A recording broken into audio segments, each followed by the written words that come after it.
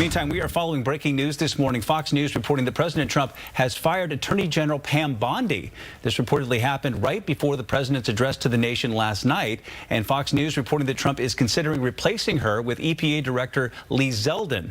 We are working to learn more. We'll bring you more as soon as we get it. And meantime, the partial government shutdown, which has left the Department of Homeland Security unfunded, could be on its way to an end well after a month since it began. President Trump has endorsed a plan to passing DHS funding while splitting off ICE funding into a separate bill that can make its way through the Senate with just 50 votes.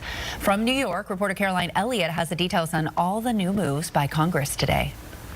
Could there be hope on the horizon for Homeland Security? Lawmakers in the House and Senate pursuing a two-track plan to fund the department and end a record-setting partial government shutdown. The ayes appear to have it.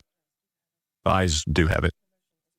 The motion is agreed to. The U.S. Senate did its part, clearing the way early this morning, passing the bill along to the House. It's a complete turnaround for Johnson, who last week had this to say about the bill. This gambit that was done last night is a joke.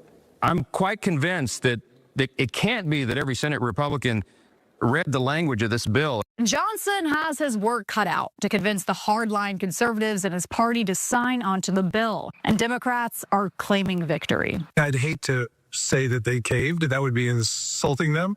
I would rather say that they saw the wisdom of what the Senate had done.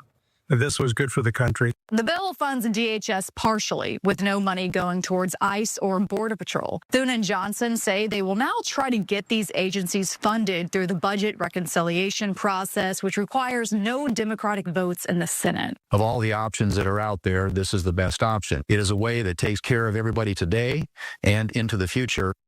If the House passes the bills, those would then go to President Trump's desk, where he's indicated he would sign them into law.